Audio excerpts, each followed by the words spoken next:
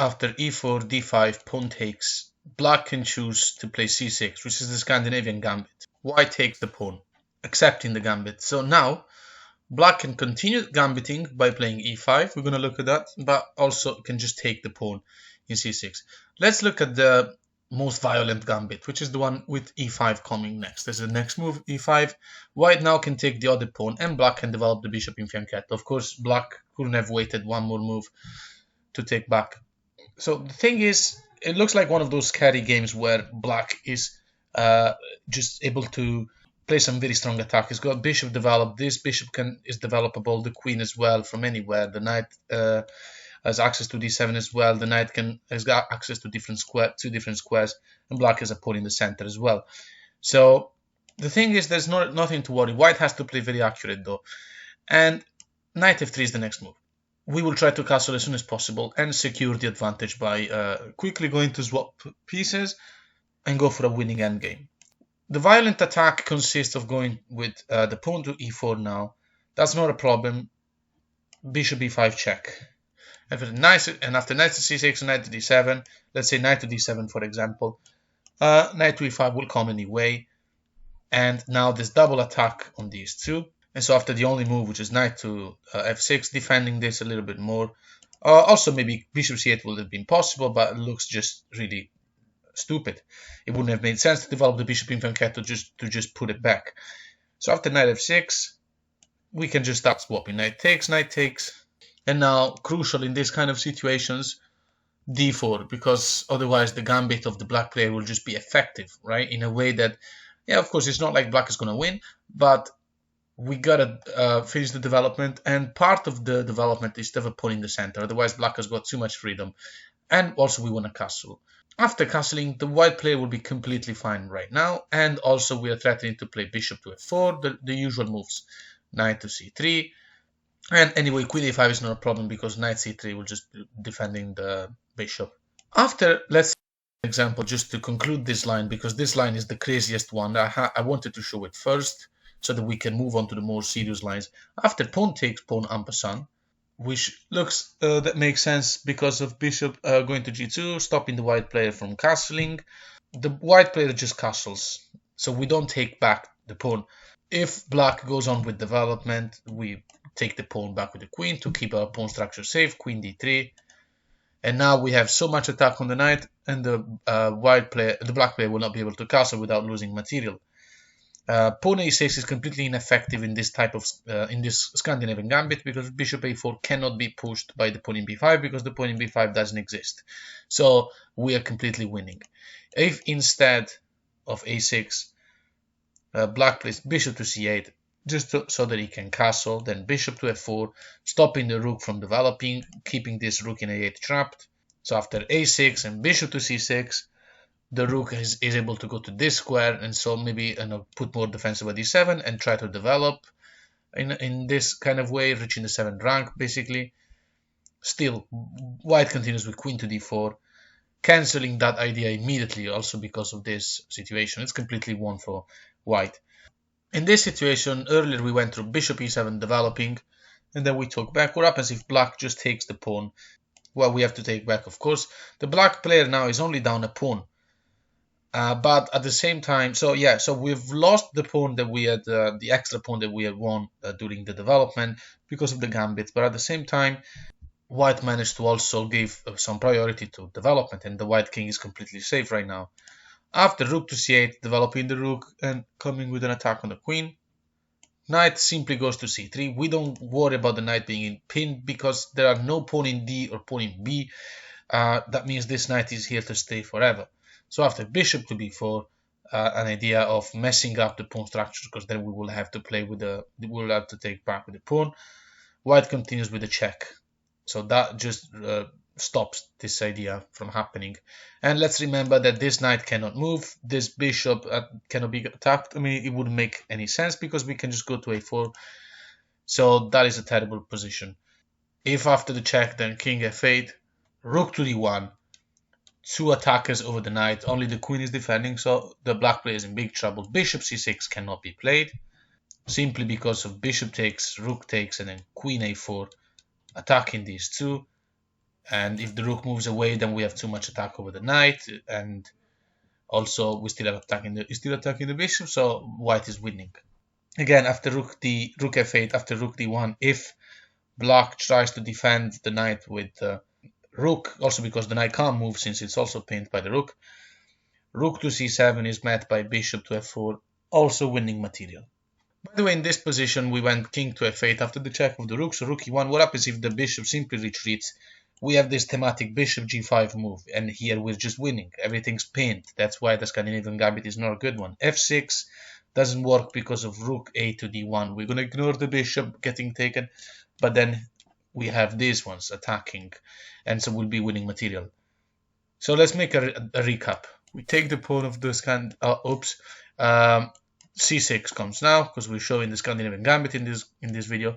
Pawn takes back, and after e5 we take the pawn in b7. The bishop develops through fianchetto, and now knight f3. So we notice how e4 is not effective.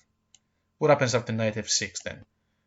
This is another even crazier gambit that I've personally seen a few times, but it doesn't work. Simply knight e5. We're winning yet another pawn. It looks like we're ignoring development, but the thing is that there is nothing for black. Bishop to d6, speeding up development, getting black ready for castling, is met by the usual bishop to b5 check. So we're punishing black like that. And after the knight blocks, now we play d4. So here, again, if black plays a6 in this case, black is actually quite close to castling. So if the dark square bishop has already left the last rank, then the bishop a4 move isn't really necessary, because then after castling the knight is unpinned. So you just have to take straight away. And after knight takes back, knight to c4 attacking the bishop, and the bishop doesn't make it in time to go to g2 because this will come with a check. So let's have a look at this line. Bishop going back to c7, queen e2 check, queen e7, and we're swapping everything. We're happy to do that because we're winning in material. So after castling and rook h to e8, getting ready to black manually castling and developing the rook, white continues with knight e3. It's all about consolidating the advantage, because this is just a gambit that goes too far. So after king f8, c8, c4, and we have these two passed pawns. So that's how we're going to be winning. And in this position, we mentioned bishop to c7, which gave us the possibility to make a check. What happens after black queen checking us instead? Well, queen e2. And again, we're threatening this check with the queen being pinned. So the black player will have to move the bishop, and then we're just doing the exact same. It's a transposition to the exact same situation as before. What happens after black queen takes? We take back. So this time we're the one that has the castle ruined, but it's not a problem. We're still attacking the bishop. And bishop g2 doesn't work because check, king e7, and then we can check again, saving our piece, and then also saving the rook. So after bishop to c7, now white's best move is f3, which gives us a little space to move the king, and later we will play the usual moves, knight e3 and then c4. We have two passed pawns. That's how we will win the game. So again, just the very last mention of such line. After e5, bishop takes, knight f3 and knight f6, giving up the e pawn as well. After bishop to d6 and bishop check, knight d7, we said d4. What happens after the bishop takes the knight? In this way, this is another way to reduce the whole attack over the square d7. We can take, and after knight to d5, white continues with c4. Again, this is a passed pawn. Knight to b6, and now queen to d6 stops the black player from castling, puts more pressure on the knight in d7. After queen to e7, trying to simplify everything, white simply castles. And yes, of course, it would be amazing to be taken. Again, this cannot be played because queen still can take the knight in b6, and then the bishop as well. This bishop in b7 is not defended by the queen.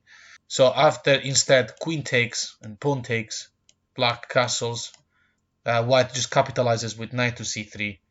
And yeah, next move we're going to develop the bishop and the rook, and these two pawns will easily give us a win. So let's look at the other type of gambit, which is after take, then pawn takes, and now black recaptures. So it doesn't gambit too much. It just still gambits too much, but not like as much as before. White continues with knight f3, so very similar. And now e5 can be played. The knight is defending it. e5 is one of the moves. We're also going to be looking at the other two main moves, bishop g4 and knight f6. So let's start with e5. Knight to c3, knight to f6. Very normal line. Knight c3 also stopped e4 from happening. After knight f6, e4 is again a threat. But still, bishop to c4 cannot be played because white is in perfect time. e4 is not recommended now, also because the bishop in c4 allows us this fried lever move, knight to g5, going for this pawn. Black can't castle, he's going to have to play bishop. But after bishop takes and pawn takes back, the computer evaluates this as plus 350 for white. You can tell why, simply because take, and then the knight takes back here, and black has lost a pawn, and it's also got an isolated pawn in e6, which looks very ugly. So now white is up 2 pawns, and it's even got a better structure. So that gambit was completely stupid. In this situation, after e4, if we play knight to g5 again, we said bishop e6. There's another move that is possible, which is actually better, which is bishop to g4, but then bishop goes back to e2. We have double attack on the bishop. So either the black bishop trades, and then in that case, it's against the interest of the black player to trade, because if you're playing a gambit and you're making life easier for your opponent to castle and to develop a castle and swap, then that means that you just gave gifts as a gambit. You want to keep pieces on the board.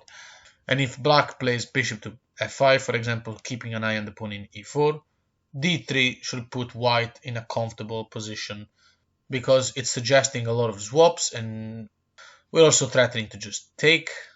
And after take, which is going to be, again, consolidating the advantage. So it's against the interest of the black player to swap everything. The best option would be to take by black. The reason is that after bishop takes, then bishop takes. Now the black player is breaking the pawn structure. So after the best move by white, which is to take the bishop, take the d3 square with the pawn, in order to avoid the swap of queens in an endgame where we have an isolated pawn. We still have a pawn advantage. It's an isolated pawn though, and the advantage is not too much. After h6, we just go back to f3, and well, white is a clear pawn up. But what matters is that we have neutralized the Scandinavian gambit also in this type of setup. So let's make one more recap of this same line. After takes, knight takes. So knight f3, e5 is now possible. Knight c3, knight f6, and we said bishop c4. What happens if instead of e4 and the whole thing that we've just explained, black continues bishop e7, normal move? We haven't looked at this. White move, so that's crucial. h3. We don't want bishop g4 to happen. And we're also going to go through the bishop g4 line in a minute. So h3 should be played in these situations. Castle, and now d3. And white, by playing these simple moves, has consolidated the advantage, which is what we want to do. We don't want to give the opponent that has played a gambit the opportunity to complicate things and exploit the lead in development that they might have. Rather, we're just going to play simple, develop the pieces as soon as possible, and simplify everything. Bishop to f5, finishing development for black, and white will just castle. So we're going to have this very easy to remember position, right? Bishop is in c4, the two knights where they belong. All the black has is an open file for the rook, but it's still useless because we're up material. After best move, h6, which provides a shelter for the bishop, just in case we had some idea of knight h4, h6 and rook to e1. Queen can go to c7 and connect to rooks. These are just example moves. Of course, it's unlikely that the games you'll play against this Scandinavian gambit will go exactly like this, but these moves will have more or less to happen because those are the best moves in the position. If they don't happen, that means that the black player is putting himself even more in trouble, because the Scandinavian gambit isn't really a thing. It's just pawn gifts. So now, for example, queen c7 move. I've encountered this in a game I played myself, and I missed the tactic, but I can show it to you now that this pawn can be taken. Knight takes c5. After knight takes, white plays thematic bishop f4 right now. Bishop to d6 to protect the knight further will be met by knight b5. And after queen goes back to b8, still keeping an eye on the bishop, we can then just take the bishop. And if queen takes, then bishop e5 will be winning material. In this position, bishop d6 that doesn't work. What happened after knight to d7, then knight to d5 attacking queen and bishop. And yeah, if queen to d8, we can just win material by taking this knight and then taking everything back. And if after knight d5 the queen goes to d6, then simply d4. And we're winning a lot of material. So let's make another line. After pawn c6, we take knight c6, knight f3. We went through e5. What happens after bishop g4 straight away, before we get a chance to play something like h3? Well, then we play h3 right now. We're happy to swap after all, so if he takes, then we can take back, and it's just looking very good. But of course, black will play bishop h5. Now white continues with bishop to e2. I'm pinning the knight. And after e6, to develop the dark square bishop, white will continue with these solid moves. c3 and then d4 later on to create this pawn structure like this, which is exactly what we need. A very solid approach against the gambit is the best way to simply defeat it. After c3, bishop to d6, d4. Knight to f6, castle, castle. You couldn't make it more logical and more natural. The thing is, black doesn't have a lead in development. He doesn't have anything more. Yes, okay, he has 4 pieces in the center, but we have a better center in terms of pawns. And in the next couple of moves, we should be able to be fully developed. The thing is, black doesn't have anything to stop us from finishing our development. That's the reason why, even if black is slightly ahead of development right now, it's still completely useless. So after castle, castle, white continues with knight to d2. The knight is able to jump to these 2 squares. It's perfectly placed. So after queen to c7, finishing development for queen and connecting the rooks, white continues immediately with knight to c4, attacking the bishop, trying to take the bishop pair from our opponent, which will give even better chances of winning the endgame. Bishop to e7 is met by rook to e1, so we continue development. We put the rook on an open file. We have not only neutralized the Scandinavian gambit, but simply are heading to easily winning endgame.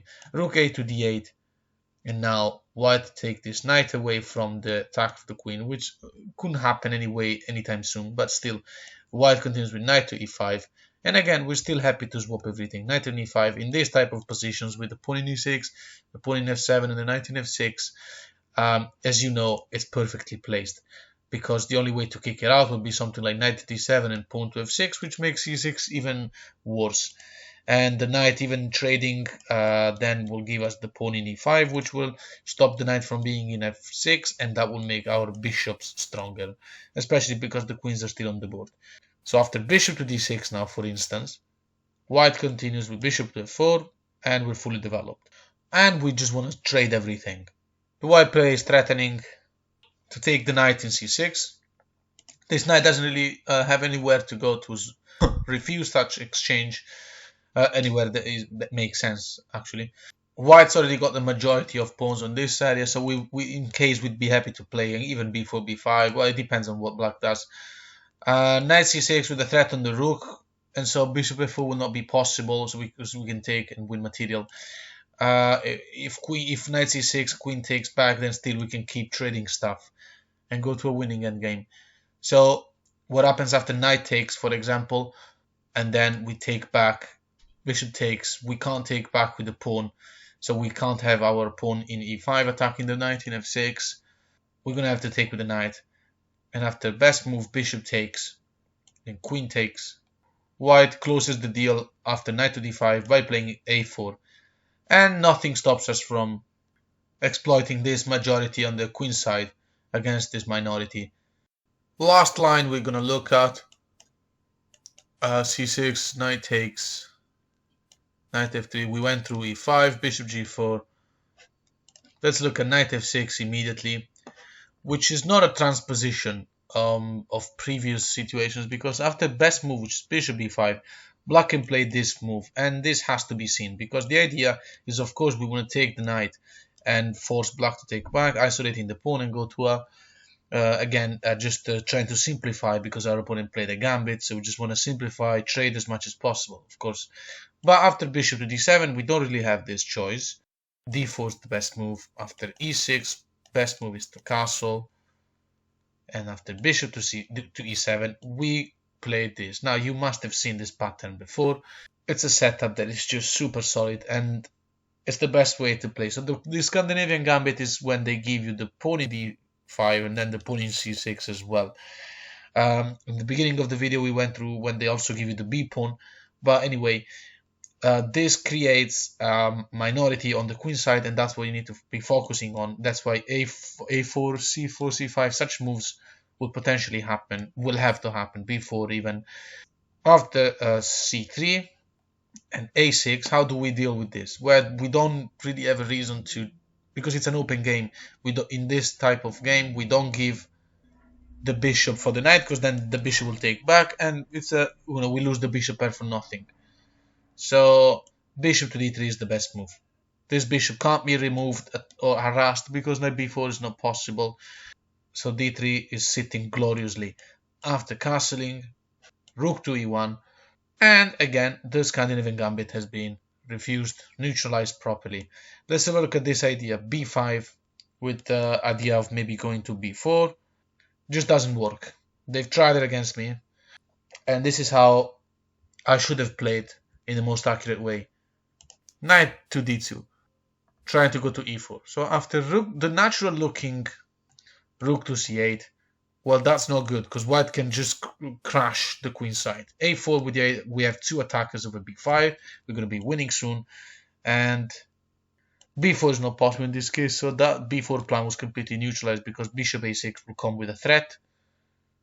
And instead of rook to c8, if queen to c7, for instance, then white will continue with this typical pattern. Knight to e4, idea of swapping with this knight in f6, especially because we have this light square bishop attacking h7, we have the knight in f3, the queen still on the board, so we're happy in removing this annoying knight f6, and we probably all know that. So let's look at two options now before we close this video. If black ignores that and just plays rook a to c8, developing the rook on the same file of the queen, just a natural looking move, then how do we continue? Knight takes, bishop takes, and then knight to g5, going for this h7 idea, and you're threatening to take that. So if black takes a knight, then we go on to the endgame with the bishop pair and a tremendous attack. Look at how our pieces are aiming at the opponent king. h6 here clearly doesn't work because of knight h7, making a fork. If the rook moves, then taking the bishop will allow us, our pieces, to infiltrate deadly. It's going to be a checkmate at some point. In this position, what happens if black refuses the exchange of the knight and just goes to d5, then we can play the thematic a4. We have two attackers on b5, and we are conquering the endgame with the passed pawns. A move like f5 could be an idea counter-attacking, attacking the knight. This is ignored. We can take the pawn. If pawn takes knight, we take the knight, and if pawn takes knight again, we take the bishop. And at the end of all of these swaps, white has a rook on an open file, unlike the a black rook, the bishop pair, unlike the black player, and an extra pawn. If queen takes d7, we can play g3. The black's backward e6 pawn is a big problem. White's position is evaluated almost +6 in this position. White just traded everything to an easy endgame. If black doesn't take the pawn in d7 but just takes the pawn in g2, then queen to g4, double attack on e6 with the rook and with the queen. And again, this time though the position is evaluated almost +8, and yeah, you can tell how white is completely crashing. Look at this endgame, and black's got absolutely no attack. So in this position, after pawn takes b5, we went through what happens after a bunch of swaps.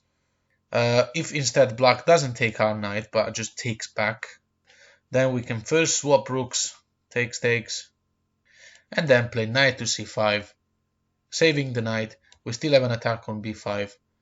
We have a double attack on e6 as well. Position is evaluated +4 more or less. The black backward pawn in e6 is really silly. So black can't really defend the b5 pawn with the rook because we still have knight e6, crashing move, and e5 maybe Could be an idea to stop that, but then simply knight takes bishop, queen takes back, and we keep winning even more material. Now pawn takes in the e5 closes the game because it's past pawn. White's position is evaluated as if white was almost a queen up right now. Last thing, after knight b to d2 in this position, the idea of the black player in this line was a6, b5 to go to b4. What happens if black plays b4 right now? White continues with knight to e4. And now after a5, this is an idea we haven't seen, but we have to see it. Well, pawn takes is good because we can take back the pawn, and then again the freedom of this knight and this bishop will be restricted a lot because of this. The control over the b4 square is crucial. After a5, white continues with queen to e2, and the development of the white player is complete, which means that the Scandinavian Gambit didn't lead the black player anywhere. If a4, trying to just expand as much as possible on the queen side, maybe place an annoying pawn somewhere to stop the development of the white pieces. White just plays c4, and now nothing works. Idea of b3, I've seen it before. It doesn't work. Pawn takes, rook swaps, queen takes, and now this pawn here is just really not a problem. White continues with bishop to g5, finishing development. And this pawn here, there's no way that it can possibly be a reason of danger. White's attack on f6 here is crucial. If black plays h6 here, always remember this type of pattern. Knight takes, check, bishop takes, and now queen e4, right? So we all know this. Right now, if instead of h6, black puts more defense over the square f6, simply white continues with h4 and the usual h5, h6. And if black plays h6 now that the f6 square is more defended, then again, knight takes in f6. We really like to take that knight in such setups. Bishop takes, queen e4.